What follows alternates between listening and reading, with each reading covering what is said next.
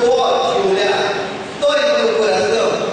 A pessoa ela se sente tão dona da sua brava que ela tem até um melô, uma música que faz parte da vida dela. Porque ela tem tanta vontade de ajudar que ela acaba cantando aquela música. Eu quero amar, eu quero ser tudo aquilo que Deus quer. Só que aí, o que acontece? A pessoa chega uma hora na natural que ela está sozinha. Não tem tanta gente quanto a gente tem aqui. Aí ela começa, continua na música. Sozinha eu não posso mais, sozinha eu não posso mais viver. Mas quem quer trabalhar com uma pessoa chata?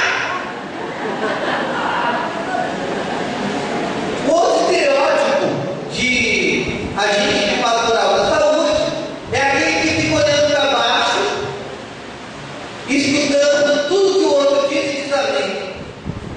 O melhor dessa pessoa, que tem esse estereótipo que diz amém, dá tudo, e não tem uma liderança, é aquela música. Como são belos os pés do mensageiro. Fica olhando para o pé e esquece de olhar para os olhos de Cristo. Vamos lá. Por isso, na palavra, a missão da igreja, na vida das pessoas, é libertar a enfermidade. Poderia aqui trazer o contexto do conceito de saúde no mundo segundo a Organização Mundial da Saúde. Mas o que é enfermidade para você? Quem aqui nunca tem uma dor? Quem aqui nunca sofreu uma doença consigo mesmo ou com algum parente? Diante disso, a gente tem que começar a olhar que diante do doente, eu tenho que amar. Mas não amar do jeito que eu quero. É amar segundo a necessidade do outro. Se não acontece como aquela historinha que aconteceu comigo esses dias, saindo do hospital, indo dar uma palestra de pastoral da saúde aos ministros extraordinários da Santa Eucaristia, batendo no meu carro. Aí eu tive que deixar o carro no mecânico e voltei para casa de ônibus. E sentou um anãozinho do meu lado. Eu estava de flecha, mas estava cansado, estava triste, não queria falar com ninguém. Na primeira freada do ônibus, o anãozinho escorrega. Olhei para ele e falei, não vou ajudar não. Não vou. Não, mas eu de flecha, sou padre, aquela coisa toda, que vão falar de mim. Fui lá, coloquei ele no banco, fechei os olhos e botei a cabeça no vidro. Segunda freada do ônibus, ele escorrega de novo. Pô, perdi a paciência, coloquei ele no banco, mais firmeza. Na terceira freada, ele escorregou de novo. Eu peguei ele, coloquei no banco e falei, pelo amor de Deus, meu filho, se segura neste banco. Ele olhou bravo para mim e disse, pelo amor de Deus, digo eu, faz 3 pontos que eu estou querendo descer e você não deixa.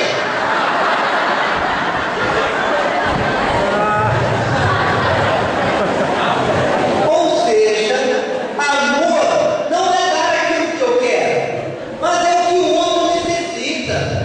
E por vezes é necessário perguntar.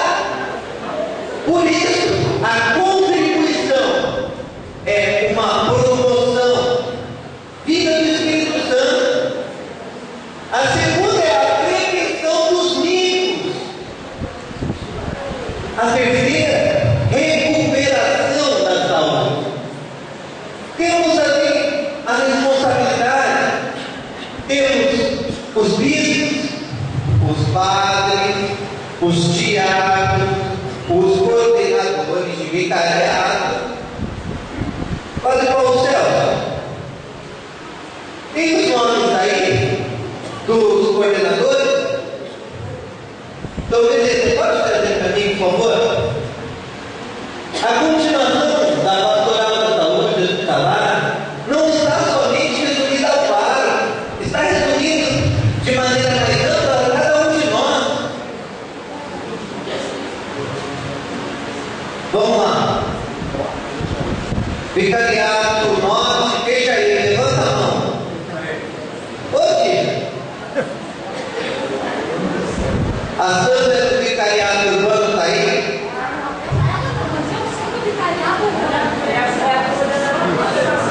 É só a Sandra.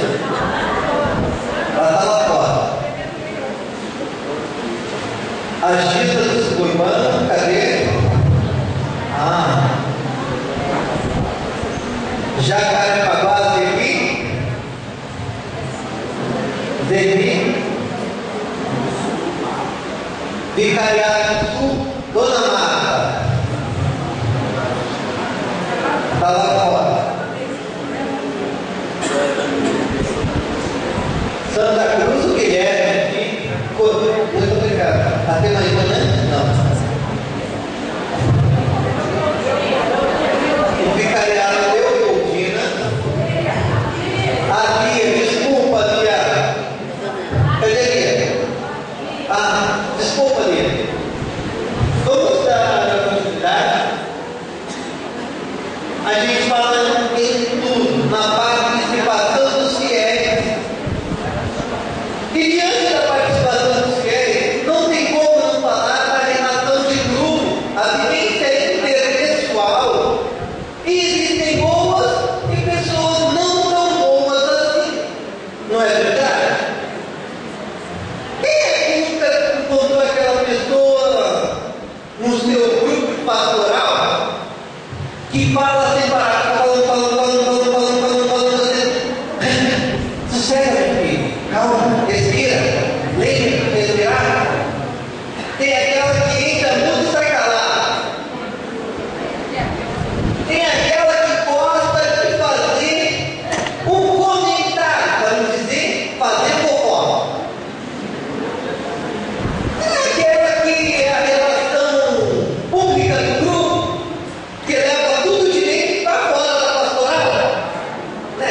Não tem aquela que consegue fazer isso? Fala com todo mundo dos problemas que a gente está passando, mas não consegue discutir pessoalmente para que nós melhoremos. Por isso, a gente tem que entender aquela historinha dos 4 maridos que saíram juntos, sabe, daquelas equipes de casais. Aí vamos sair só os homens hoje. Aí o primeiro disse assim: gente, a minha esposa reclama e todos os dias eu não falo nada. Eu não me exponho, eu não coloco a minha vida para fora. Vamos fazer isso entre homens, só a gente aqui. Vamos tentar fazer para ver se é bom. Aí o Senhor falou: olha, eu tenho que admitir, eu tenho um vício tão grande na bebida, eu não posso ver um litro de cachaça, que eu cargo tudo e chego chuto em casa. O segundo, o terceiro falou assim: gente, eu não posso ter uma mulher na rua, que eu dou aquela pescoçada, e meu Deus, pensa até que aí a esposa. O outro tinha uma bebidinha, falou: gente, eu não posso ver o início de mês, eu aumento o preço dos produtos da minha bebidinha só para ganhar dinheiro em cima dos outros. Os 3 olharam para aquele que deu a ideia e falou: e você? Não vai falar nada? Ai não, eu tenho vergonha.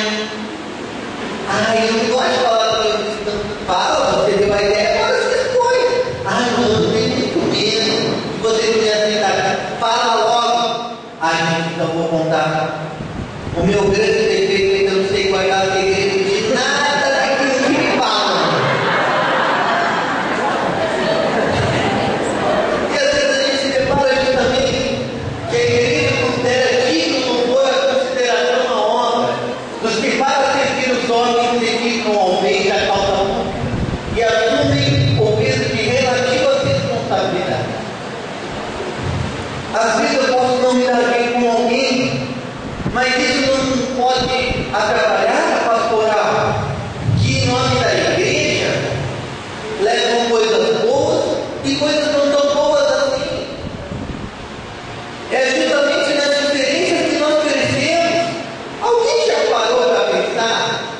talvez o seu defeito faça com que as minhas qualidades sejam evidenciadas.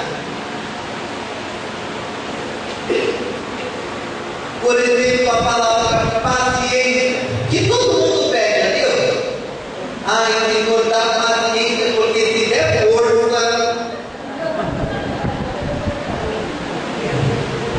Paciência vem de duas palavras: paz e ciência. Não paciência seriamente, é necessário experimentar, fazer experimentos, não jogos com as pessoas. Não podemos jogar com a vida dos outros, mas nós temos que experimentar, saborear, para saber que às vezes é bom ou não tão bom. E existem várias maneiras de experimentar: pelo cheiro, pelo paladar, pelo toque. O mesmo se passa com os nossos irmãos enfermos. Às vezes tem gente que fala: ai, padre, eu tenho que nojo de ver, sentir aquele cheiro de odor das feridas. É natural que você sinta às vezes nojo. Mas quem aqui também não sente nojo num ônibus lotado? Aquele senhor com aquela pizza debaixo do braço, sabe? Eu sempre digo às pessoas que na relação pastoral da igreja existem 3 tipos de louvor. Vocês conhecem? O louvor para-brisa, o louvor troca-lâmpada, e nesse tipo de dentro tem o famoso mata-mosca, né? E diante disso, então, a gente tem a urgência da pastoral da saúde de ser um serviço. Dom Morani, quando me convidou junto ao padre Paulo Celso para que eu fizesse parte dessa equipe, durante 3 vezes ele veio me pedindo, e foi de uma maneira muito sensível, que ele falou para o padre Paulo Celso 1 vez, 2 vezes, até o padre Paulo Celso: tá bom, vou chamar. Depois ele me convidou, até que ele me pediu carinhosamente com a seguinte mensagem diante da sua secretária. E eu chegando na paróquia, onde eu moro, e disse: padre, a secretária era toda calma, né? Padre, isso 5 horas da tarde. Dom Luiz Henrique está querendo falar com o senhor urgente. Que meleca que eu fiz. Estou chegando agora, não fiz nada de errado, e fiquei ali 3 dias pensando no que eu tinha feito. E aqui muitas vezes parou que eu falo: preciso falar com você. Eu falo: agora. Aí na hora que eu chego lá, eu convido para participar dessa equipe junto com vocês. A diferença está na maneira com que nós servimos. Quem aqui é mestre? Levanta a mão. Ministro extraordinário da Santa Eucaristia. Muitos ministros. E aí a gente tem que nasce uma inquietação apostólica de leigos engajados, que querem fazer o trabalho mais profundo e organizado. E é justamente esse desejo do nosso coordenador, arquidiocesano, que diante de alegrias e tristezas, a gente tem que louvar a Deus. Este é o segundo encontro de formação este ano, que superou as nossas expectativas. Quem veio aqui na semana passada, foi lá na Cúria na semana passada, levanta a mão. Olha só que bonito. É uma prova de perseverança. É uma prova que a gente está querendo estar engajado, encaixado. Ou como dizem os mineiros, entrenzado. Que é uma atrás do outro. Tudo junto, como uma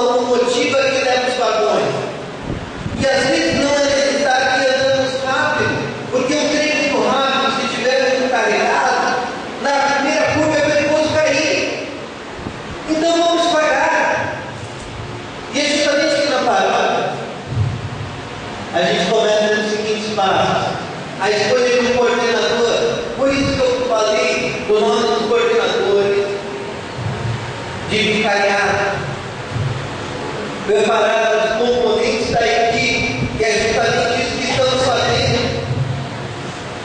Escolher pessoas para ajudar os coordenadores,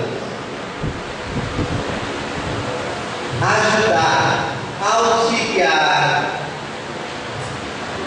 Vem do mesmo termo, suportar os coordenadores. Aí o pessoal, suportar é bem forte. Sabe por quê? Suportar é uma palavra bonita. Porque o suporte ele pode carregar o peso. Sim, uma coisa bem pesada às vezes.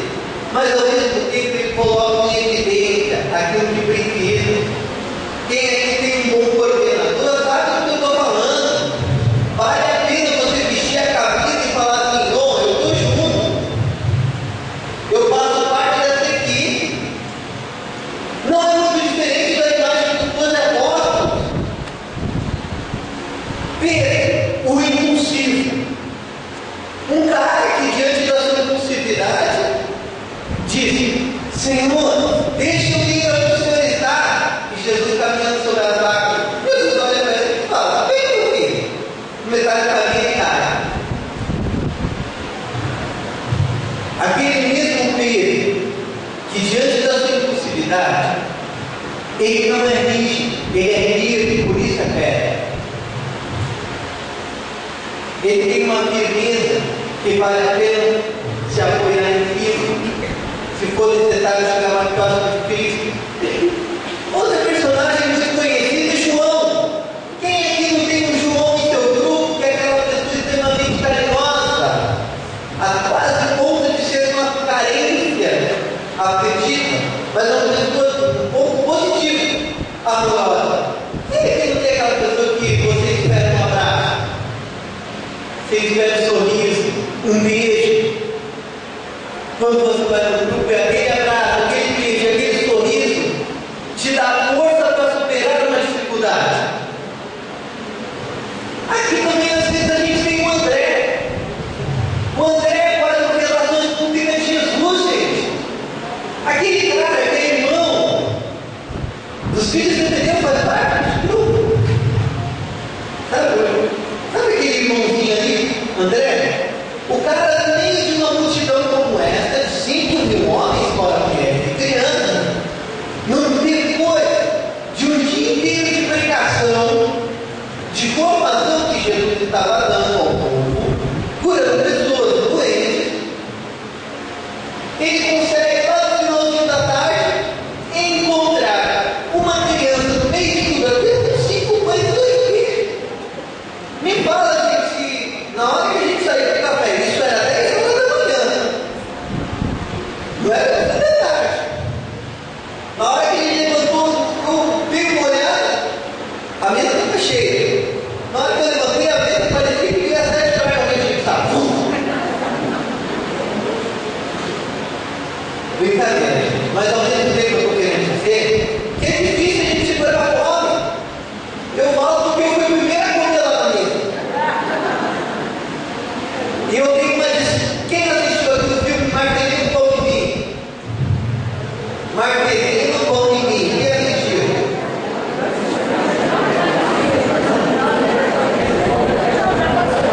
É bem antigo, né? Lembra aquela cena que ele pega o porão do meio e junta com? Eu fiz a mesma coisa. Eu peguei a metade do pão doce e juntei as pontas, mas ninguém que estava comendo. Diante disso, a gente tem que entender a responsabilidade, o animador e o orientador, e escolher alguns para funções de ministros. Eu gosto de trazer a imagem dos primeiros séculos cristãos. A imagem dos primeiros séculos cristãos nos traz uma primeira perspectiva diferente.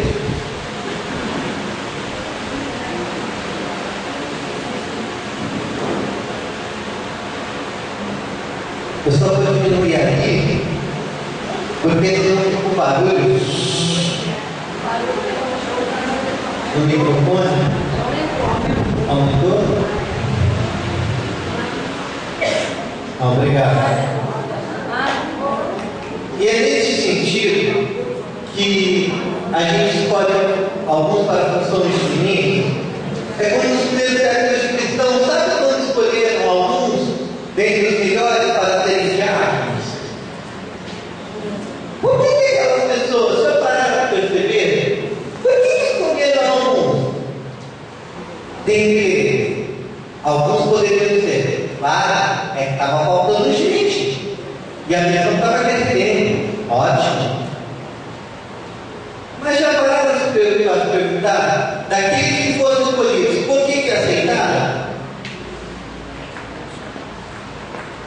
É o chamado. Mas eu jamais vou aceitar o chamado para algo que é ruim, algo que não me faz bem. É necessário viver as três instâncias do amor. É necessário que o trabalho seja apaixonante para mim, talvez não para os outros, mas que a pastoral ela seja algo que encanta o olhar daqueles que se admiram diante daquilo que está acontecendo. O segundo passo é a gente ter uma certa responsabilidade com os nossos doentes. Uma vez, São Camilo, próximo da hora do almoço, eu falo isso porque eu estou com fome, mas vou falar de comida a palestra inteira. São Camilo, às vésperas do almoço, o pessoal estava rezando na capela, seus corpões, os primeiros 20 anos de congregação. Ele foi lá, pegou a panela cheia de comida da sopa da noite, pegou e levou para dentro do hospital. Quando os irmãos terminaram a oração, chegaram lá para comer, aí ficaram um acusando o outro. Quem foi que pegou a sopa? Quem foi que pegou a sopa? Quem foi que pegou a sopa? Aí na hora que viram que Camilo não estava na casa, aí o pessoal, de novo Camilo? De novo você pega a sopa e a gente? Se a gente não cuidar da gente mesmo, como que vai cuidar dos doentes? Aí São Camilo falou, você consegue pelo menos esperar a comida ficar pronta. Mas aquele que está com fome lá no leito, às vezes não tem como esperar a comida ficar pronta. E São Camilo, na sua sensibilidade, deixou aquele irmão preso durante 2 noites, para que aprenda que o doente é a pessoa mais importante para aqueles que vivem a espiritualidade desse tipo enfermo em visitar. Alguns podem falar, mas foi muito duro. Sim, a natureza de Camilo levou ele a situações muito difíceis na vida. Mas aquilo ajudou que ele entendesse ainda mais que para cuidar dos nossos irmãos lá no hospital, ou aqueles que estão em casa e a gente leva a comunhão, também é preciso cuidar daqueles que nós temos. O nosso grupo de pastoral, dentro da paróquia, cuidar também dos nossos padres. Às vezes eu fico escutando o pessoal lá na nossa paróquia reclamar de um dos nossos padres, como reclamam de mim também. Aí eu falo, gente, antes de você ficar reclamando do padre, então você amar um pouco mais ele. Diante do amor, as coisas são transformadas. E às vezes eu chego, quando falo do padre, eu não fico alimentando fofoca não. E eu também não sou padre daquela igreja. Então eu poderia dizer, eu lavo as minhas mãos, não tenho responsabilidade sobre isso. Mas eu chego com meu irmão e falo assim, ele parece o papai Smurf, gente. Não fala isso para ele, tá? Eu brinco com ele. Nesse sentido, papai Smurf, lembra? Quando ele chega, eu canto essa música para ele, ele fica uma beleza de mordendo comigo. Aí eu chego e falo, pega menos a mão. Pega menos a mão,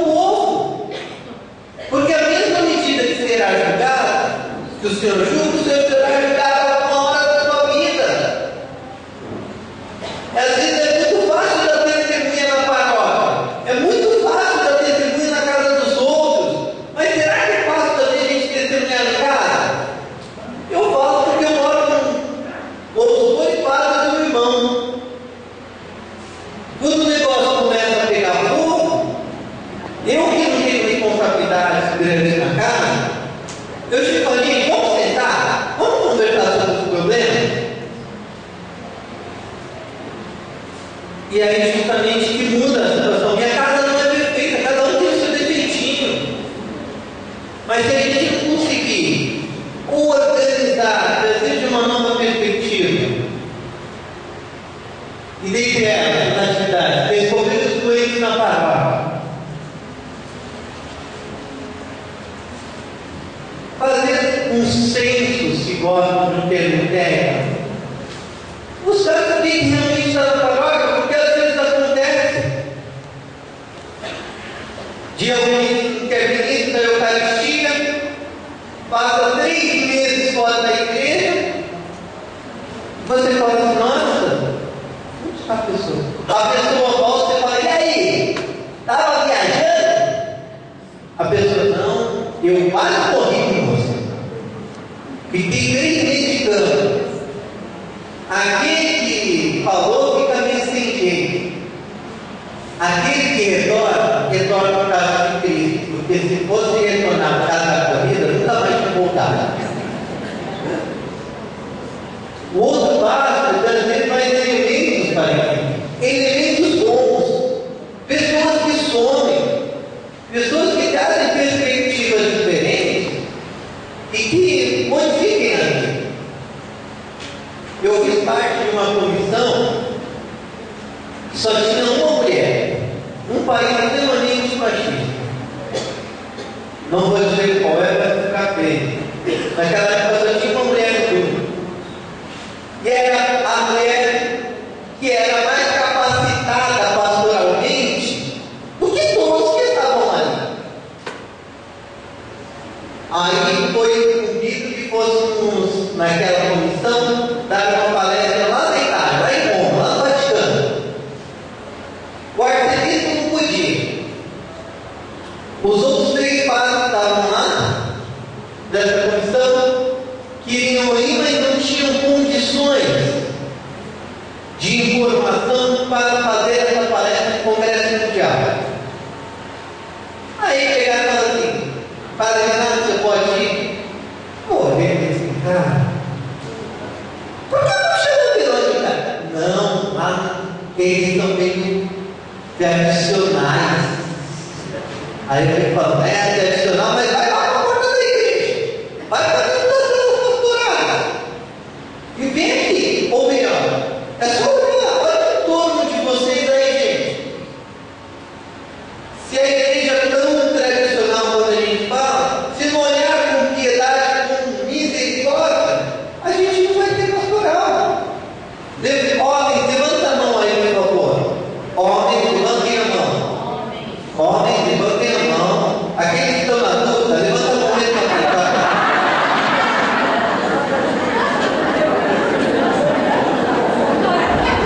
Brincadeira, mulher adora essa piada.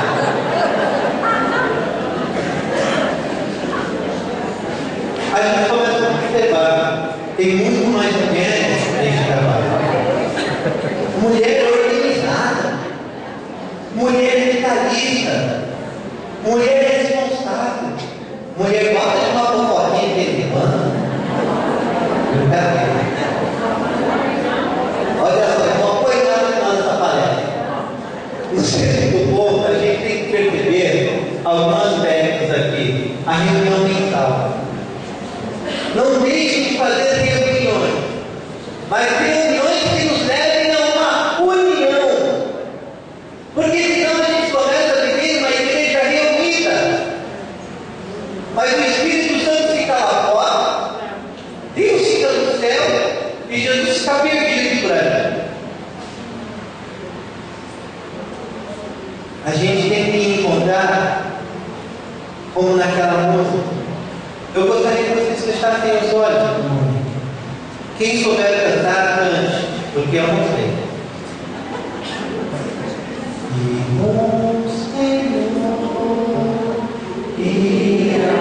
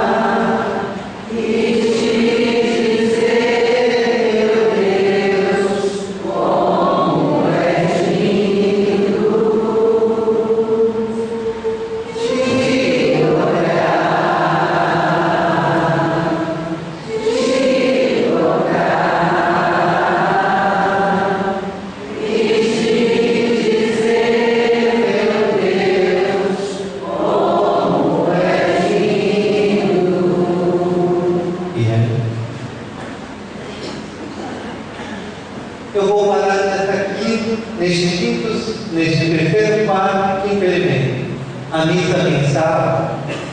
Aquele que puder falar com seu pai, para montar uma missa, para mostrar que a missa da pastoral da Santa Rosalia, presente no Cristo, um olhar dedicado, traga os seus temperos, quando possível.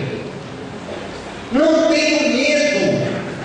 A palavra, a frase, não tenha medo, não tenha medo, não temas. É dita mais de 350 vezes na Sagrada Escritura. Sejamos ousados. Essa igreja para fora. Então não tenham medo, gente. O não muitas vezes a gente já tem. Mas a gente tem medo de receber não. Então às vezes peça ao taxista, peça ao seu vizinho. Você pode me dar uma ajuda? Me ajuda a levar uma pessoa ali na igreja? Eu não tenho dinheiro. A gente não tem dinheiro na pastoral, mas você pode ajudar a levar? E confie na providência divina na hora dessa pessoa retornar. Às vezes a gente fala tanto de formação, tanto de estrutura e esquece de sermos ousados, de acreditar na providência divina. A providência acontece diante daqueles olhos que acreditam. Na reunião de preparação esta semana, se o Padre Celso e o Diácono me permitirem, eu vou contar, se não permitirem também, já estou contando.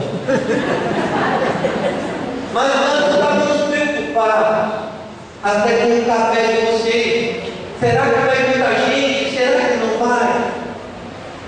O Padre Paulo falou uma coisa muito séria. Gente, a gente confia, vai dar certo. Aí o outro falou, não, vai dar certo. Não vai dar certo. Aí o outro começa a acreditar que vai dar certo. Alguém ficou aqui sem comer algo lá fora? A providência aconteceu. Às vezes, no último instante, a situação pode ser transformada. A gente começa a nos espantar, cara, nos espantar quando as coisas acontecem, claro. Tem que ter uma visita ao padre, ao doente, um intercâmbio com o hospital, essa ligação paróquia e hospital. O hospital muitas vezes é uma paróquia na área de atenção, de acolhida. Mas ao mesmo tempo, a paróquia é um hospital ao céu aberto. É uma paróquia, às vezes é um hospital de portas abertas. A presença na casa e no hospital. E recebe cuidado, especialmente com os nossos idosos. A nossa sociedade está envelhecendo. Uma a cada três pessoas no nosso mundo tem um tipo de alergia. E isso será uma frequência ainda maior daqui em diante.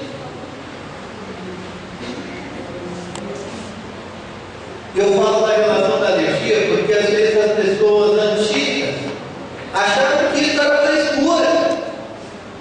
Eu lembro quando ele veio no seminário, parece que eu sou um padre muito jovem, mas quando eu estava, saí de uma cidade grande, fui para uma cidadezinha de 2.500 habitantes no sul do país, e durante o ano a gente cuidou de todo tipo de bicho. Lá eu entendi aquela parábola da ovelha do pastor, que a ovelha só escuta a voz do pastor. Eu passou comigo na prática. Os padres saíram, foram no encontro e deixaram cuidando das ovelhas e fazer a celebração da palavra no paróquia. Aí eu abri lá, metade das ovelhas ligaram, metade subiram a montanha. Aí eu subo a montanha e desço das ovelhas. Entraram quase todos, sobraram uma. Aí eu subo, ela desce. Eu desço, ela sobe. Aí eu pego, solto todas as ovelhas de novo. Junta tudo de novo. Aí coloco. Só aquela ovelhinha fica para fora. Aí eu subo, ela sobe. Ela desce, eu desço.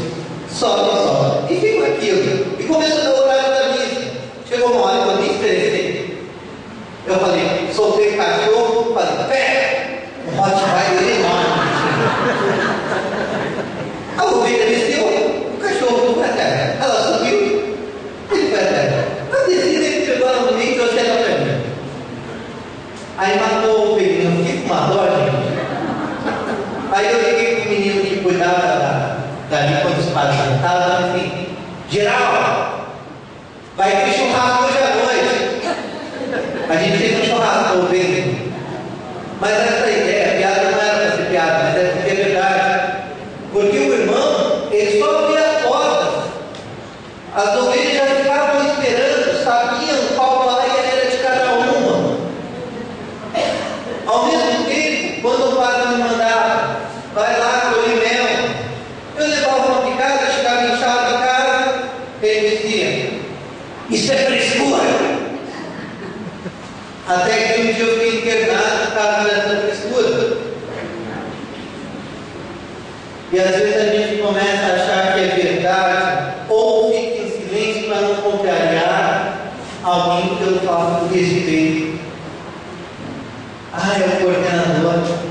Se a gente tiver verdade e baseados na sinceridade daquilo que fazemos, a verdade penetra no coração até mais puro. E tem que ter paciência para que às vezes essas coisas aconteçam. Neste quinto elemento é necessário a pastoral na presença de luto. O luto, segundo Elizabeth Dobrevoz, tem 4 elementos. E eu vou terminando por aqui. A negação da morte. Depois, a barganha ou negociação. Terceiro elemento é a depressão diante da dor. E o quinto elemento, que é o quarto elemento, que é a superação, ou um termo bonito da psicologia moderna, a resiliência. A resiliência, ela pode ser experimentada da seguinte maneira. Deixa eu ver se vai fechar isso aqui. Estava vendo. A resiliência, ela funciona dessa maneira. Eu aperto, ela muda a forma. Sobre e diante de uma pressão externa muito grande. Mas quando ela pega a pressão, ela volta. Ela volta devagar. Até ela voltar à forma que era. E isso vai tornando ela cada vez mais firme. Neste momento, eu gostaria de convidar de novo para